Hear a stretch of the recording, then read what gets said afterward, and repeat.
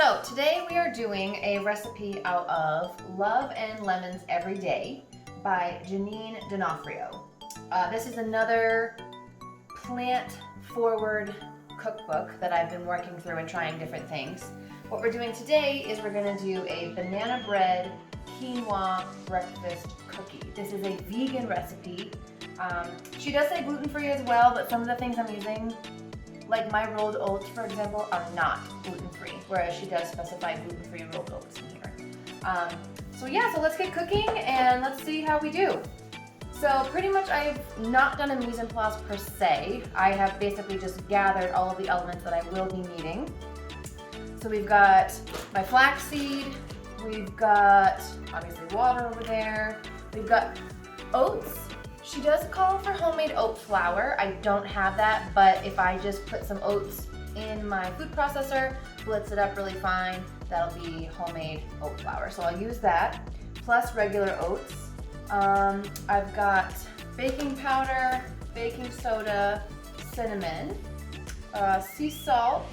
We've got some walnuts here, almond butter, yes.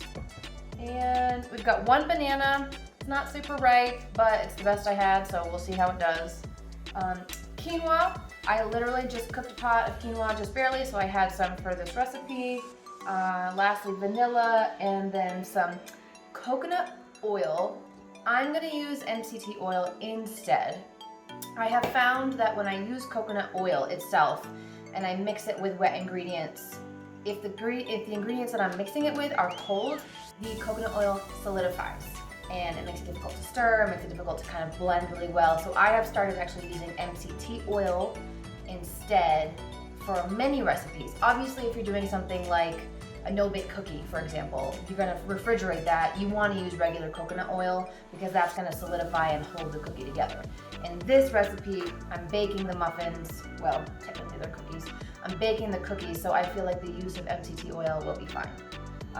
Cool, so I've got my oven preheating to 350, and I'm basically going to start by setting up my egg. So in a vegan recipe, or if you just don't have eggs lying around and you're trying to bake something, you can actually mix flaxseed, ground flaxseed, and water, and it'll kind of create a little bit of a gel, so you can use that in place of an egg if you don't have an egg.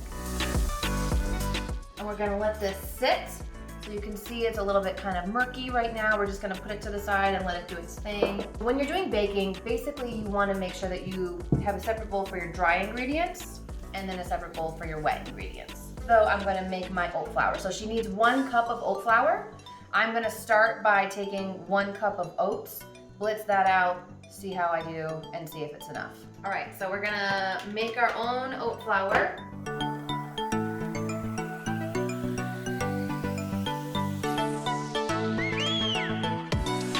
We're gonna do this a few times until it turns into a fine powder, so it might take a couple minutes.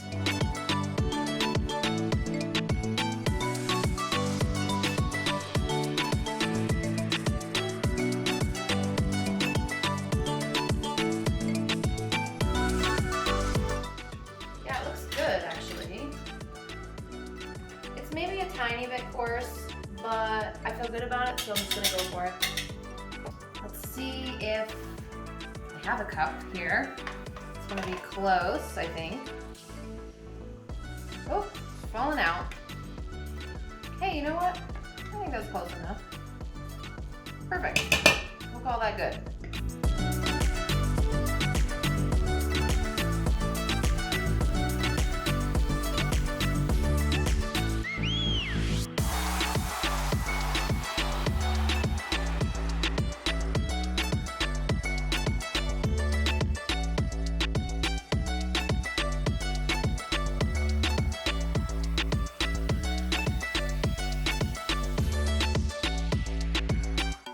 Smells good with the cinnamon in there. Alrighty, now it says fold in the quinoa. Technically the quinoa is wet, but in this recipe she's saying fold it into the dry. I'm gonna follow her lead. And then some chopped walnuts. I've already pre-portioned out my quinoa, so I'm just gonna dump it in. Great. So I think that's it for the dry. Okay, yes, that's it for the dry. I'm gonna set this aside over here. So this is my wet bowl.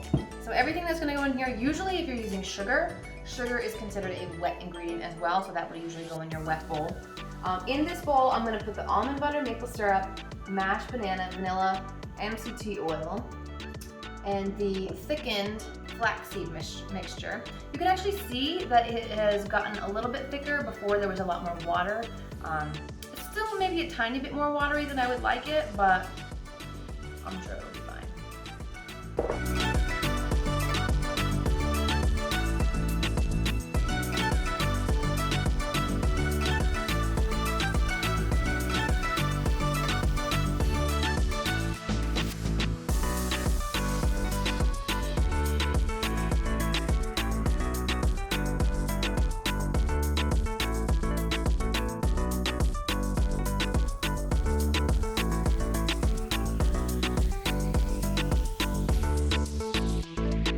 Okay, yes. Okay, flax mixture, and then we are good to combine it all.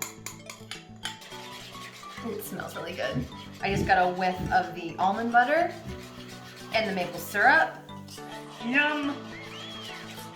Okay, next, pour the wet ingredients into the dry, fold until combined. Easy enough. Yes, it smells divine. Pretty much anything with an almond butter or a peanut butter I'm usually going to love anyway.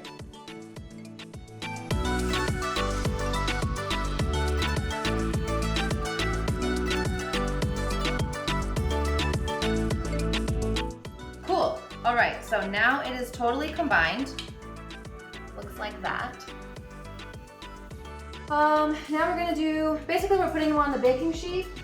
This is the baking sheet I'm going to use. I do have these silicone liners, which I bought these probably a year or two ago, and they were a great investment. I would highly recommend them if you do a lot of baking.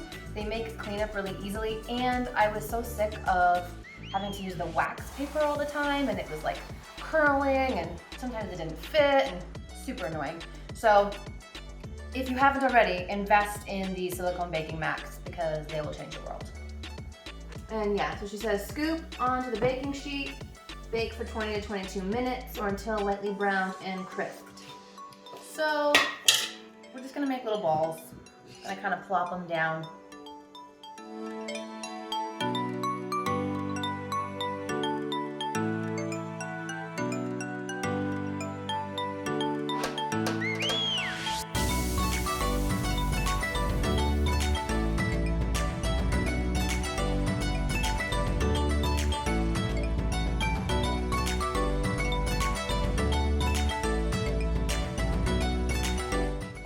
So you've got 3, 6, 9, 12. I've got 12 muffins on here, ready to go.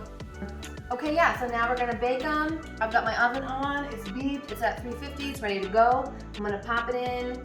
I live near Denver, so I'm learning how to cook and bake at altitude. I did not increase the temperature, but that means it's probably gonna take longer for me to cook these. I'm gonna start it at about 25 minutes, see how they do. Some of it's going to be based on, you know, do they look good, do they feel good, do they seem hard. So it's a little bit of a trial by fire, so we'll see.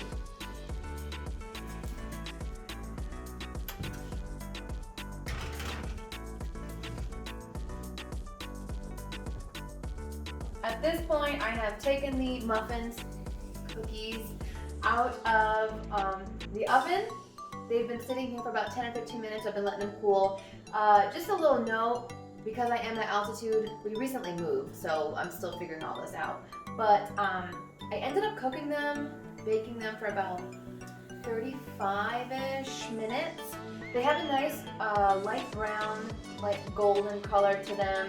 They do feel kind of crispy up top. The bottom is not as crispy as I would like, but it does feel cooked through. So I didn't want to risk overcooking them and taking all the moisture out, so I decided to call it, and we'll hope for the best. All right, so now that's all that's left is to taste it.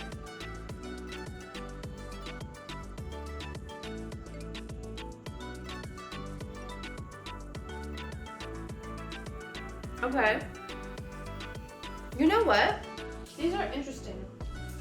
There's a really mild banana flavor to them, which is good because I don't like things that are overpoweringly with the banana. The quinoa in here actually gives it a tiny bit of a crunch. Maybe that's because I undercooked the quinoa a tiny bit, maybe not. But now that it's baked together, it adds kind of a nice little crunch to it. The almond butter, there's a hint of it, again, not super overpowering, it kind of balances the cookie. So these would be a great breakfast. Obviously, they're a breakfast cookie. And yeah, grab and go. You're all set. Thanks.